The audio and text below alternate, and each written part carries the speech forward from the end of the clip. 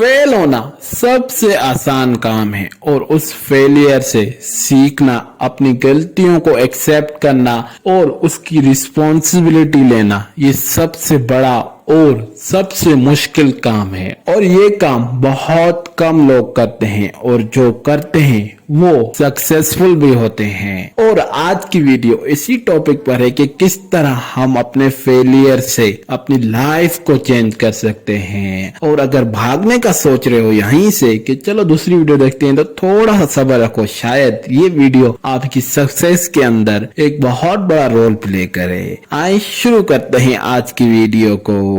ये जो word failure है इसकी 3 मीनिंग्स है और तीनों मीनिंग एक दूसरे से बिल्कुल चेंज है। जो सबसे पहली मीनिंग है वो ये कि फेल हो जाना, यानी कि अपनी हर चीज वेस्ट की, अपना टाइम, अपनी एनर्जी, अपने इमोशंस, ये सब कुछ आपने वेस्ट कर दिया। जो इसकी बाकी 2 मीनिंग्स है वो हमारे माइंडसेट के अकॉर्डिंग है। और जो इसकी पहली मीनिंग है माइंडसेट के अकॉर्डिंग वो ये कि अगर हम फेल हो गए तो हमने अपना सब कुछ गवा दिया, ना हमारे पास टाइम बचा, ना ही हमारे पास अपॉर्चुनिटी है। बस अब सारी जिंदगी इसका घिसा पिटा रोना है कि मैं इस वजह से फेल हुआ, मेरी फैमिली ने मुझे सपोर्ट नहीं किया या फिर मेरे टीचर्स ने मुझे सपोर्ट नहीं किया। इसकी दूसरी मीनिंग ये है और ये माइंडसेट के अकॉर्डिंग है। जिन लोगों का माइंडसेट लो लेवल पर होता है और ये अक्सर मिडिल क्लास के अंदर और लोअर मिडिल क्लास में पाया जाता है। जो इसकी तीसरी मीनिंग है उसके मुताबिक आपका फेल होना एक नई अपॉर्चुनिटी है, या फिर आप जो ये फेल हुए इससे जो आपने गलतियां की, मिस्टेक्स की, वो शायद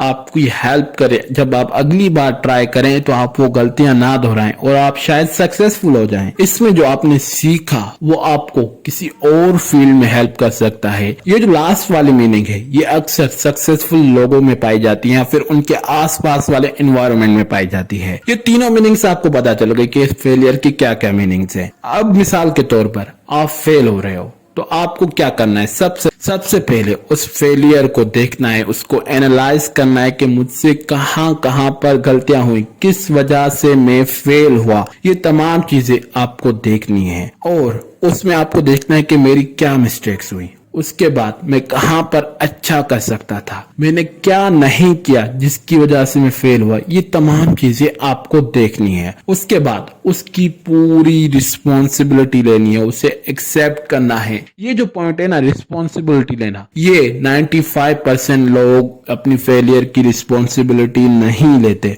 वो उसके एक्सक्यूजेस बनाना शुरू कर देते हैं कि मैं अपनी फैमिली की वजह से फेल हुआ, मैं अपने टीचर्स की वजह से फेल हुआ, मुझे अच्छा बॉस नहीं मिला।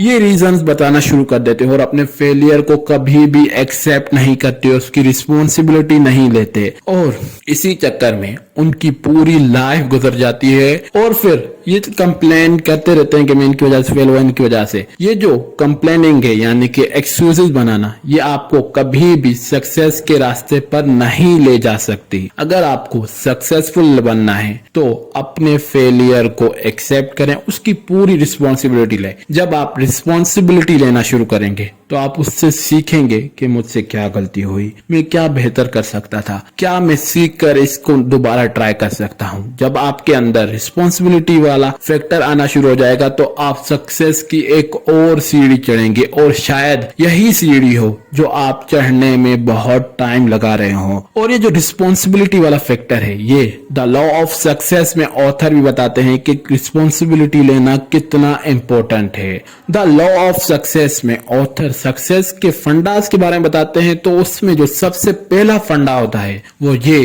कि रिस्पॉन्सिबिलिटी लो अपनी। चाहे जितनी बार फेल हो, चाहे जो भी हो, अपनी रिस्पॉन्सिबिलिटी लो, पूरी 100% अपने ऊपर लो। चाहे फेल हो रहे हो, चाहे सक्सेसफुल हो रहे हो, अपनी रिस्पॉन्सिबिलिटी खुद लो और एक्सक्यूजेस मत बनाओ। E+R= आउटकम, यानी कि जो इवेंट हुआ, अगर आप उस पर सही से रिस्पॉन्स नहीं करते तो आपकी जो आउटकम होगी वो भी 0 होगी, आपको नेगेटिव में भी हो सकती है। तो इसलिए अपनी आउटकम का बहुत ज्यादा ख्याल रखें। जैसे मैं आपको एक एग्जांपल से समझाता हूं कि आपने एक YouTube चैनल बनाया तो अब वो नहीं चला, मिसाल के तौर पर वो फेल हो गया या फिर वो डिमोनेटाइज हो गया या फिर वो डिलीट हो गया। तो अब आपका जो रिस्पॉन्स होगा। वो ये भी हो सकता है कि आप रोते रहो, शिकायत करते रहो कि मेरा फेल हो गया, मेरे से नाइंसाफी हो गई, ये चीजें आप बोलते रहो। या फिर आप रिस्पॉन्स इस वे में करो कि शायद मेरे से गलती हो गई हो, मैं थोड़ा एनालाइज करूं, मैं सीखूं, या फिर जो चीजें मैं सीखी हैं मैं दोबारा ट्राई करता हूं, शायद वो सक्सेसफुल हो जाए। और जो आप टाइम अपना रोना पीटने में वेस्ट करेंगे वो आप किसी प्रोडक्टिव काम में लेकर आएंगे। तो अपने काम की पूरी रिस्पॉन्सिबिलिटी ने, चाहे कुछ भी हो जाए, फेलियर से डरे मत, पर फेलियर को लाइटली बिना ले, उनसे सीखने की कोशिश कीजिए। आज की वीडियो में बस इतना ही। अगर वीडियो अच्छी लगे तो वीडियो को लाइक कीजिए, चैनल को सब्सक्राइब कीजिए, अपने दोस्तों के साथ जरूर शेयर कीजिए, और वीडियो में जो बात आपको अच्छी लगी उसे कमेंट कीजिए। वीडियो देखने के लिए थैंक्स।